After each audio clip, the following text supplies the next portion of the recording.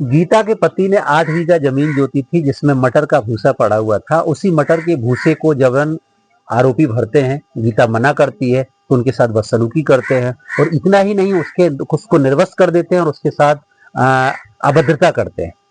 जब इसकी घटना को लेकर के वो थाने एफआईआर कराने की कोशिश करती है, एफआईआर नहीं लिखी जाती है, कोर्ट में जाना पड़ता है और 156(3) के माध्यम से फिर एफआईआर दर्ज करानी पड़ती है। यह दोस्तों नमस्कार, मेरा नाम है कुलदीप कुमार।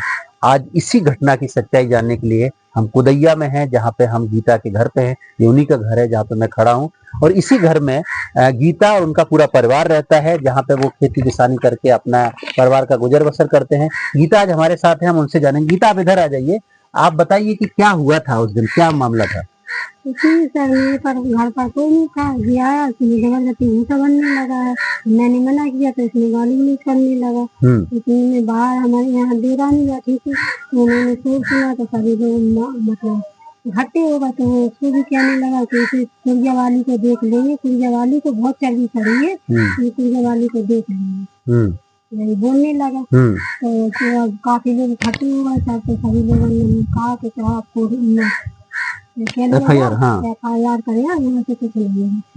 यहाँ क्या लिया, हमारा भी कुछ नहीं हुआ सर, रह गई लिखा है। अभी क्या स्थिति है गीता? कोर्ट में आपने जाके कोर्ट जाना पड़ा, पुलिस ने नहीं सुनी। पुलिस ने क्या बोला आपको जब आप गए कि हमारे साथ घटना घटी तो एफआईआर क्यों नहीं लिखेंगे? पता नहीं है कि गीता के पति भी हैं, आप थोड़ा इधर आइए। आपका क्या नाम है और क्या हुआ था, आप थोड़ा बताइए। हम तो ऐसे थे नहीं, हाँ, बाहर गई थी तो पता चला कि लड़ाई हो गई। भाई हम भी नहीं गए, वो मोहल्ले के लड़का ले गया था, हमने एप्लीकेशन ले ली और दे दिया ना घर वापस। तो ले गई उसको तो 1 घंटे बाद छोड़ दिया।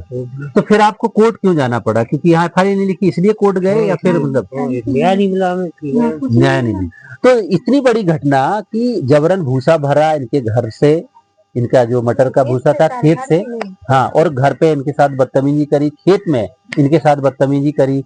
इन्होंने जो अपने 156(3) के दायरा में इन्होंने जो चीजें इसमें डाली हुई हैं उसमें उन्होंने साफ साफ लिखा है और उसके तमाम वीडियो एविडेंस भी हैं, जिसमें इनके साथ उन्होंने इनकी साड़ी निकाल दी है, इनके साथ अभद्रता किया है, लज्जा भंग करने की कोशिश किया है। ये तमाम ग्राउंड होने के बावजूद भी पुलिस ने एफआईआर नहीं लिखी।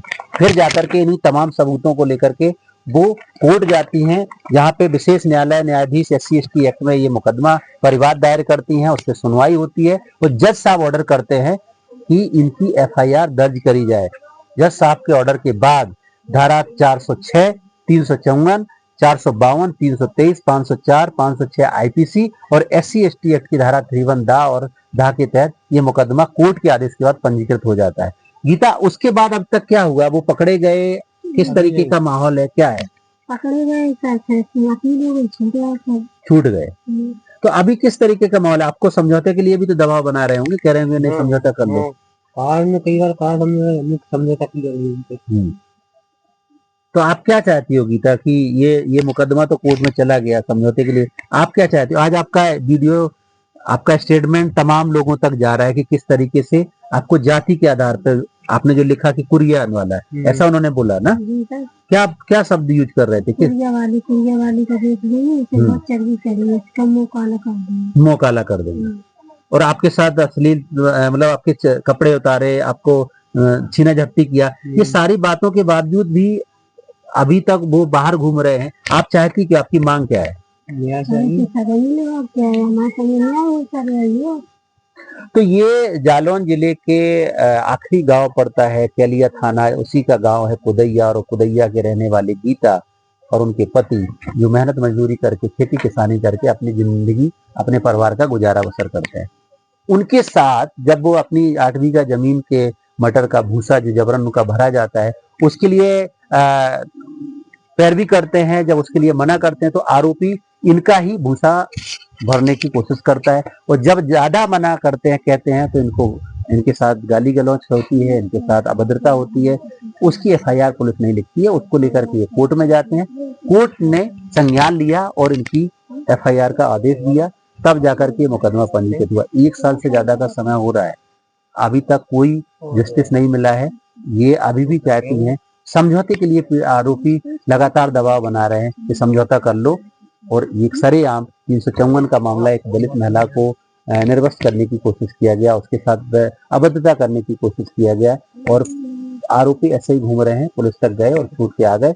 लेकिन गीता और उनका परिवार अभी भी न्याय की आस में, उनको भरोसा है कि पुलिस ने नहीं लिखी एफआईआर तो कोई बात नहीं, कानून पे हमें भरोसा है, कोर्ट गए हैं, कोर्ट से तो हमको न्याय मिलेगा। और उसी कोर्ट में वो पैरवी कर रही हैं और उनको उम्मीद है कि उनको एक ना एक दिन न्याय जरूर मिलेगा। लेकिन कितनी सारी घटनाएं ऐसे हो रही हैं जो कहीं ना कहीं दलितों की गरिमा पर ठेस पहुंचाती हैं, उनके मान सम्मान स्वाभिमान को ठेस पहुंचाती है। जहाँ पे एक दलित महिला के साथ सरेआम खेत में और घर के बाहर इस तरीके के अपमानित किया गया, ये कहाँ का न्याय है?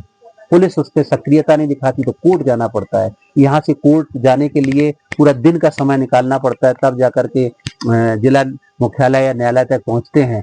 लेकिन उसमें आने जाने में कितना सारा पैसा खर्चा होता है।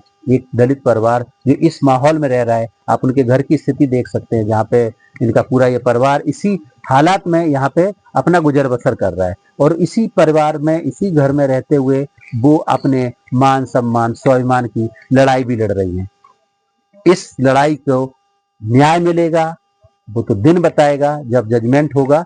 लेकिन गीता और उनका पूरा फैमिली कोशिश कर रहा है कि हमें एक ना एक दिन न्याय जरूर मिलेगा, और वो भी न्याय सम्मान के लिए, क्योंकि उनका अपमान हुआ है। आज की घटना में इतना ही, कल फिर मिलेंगे, तब तक के लिए नमस्कार, जय भीम, जय संविधान।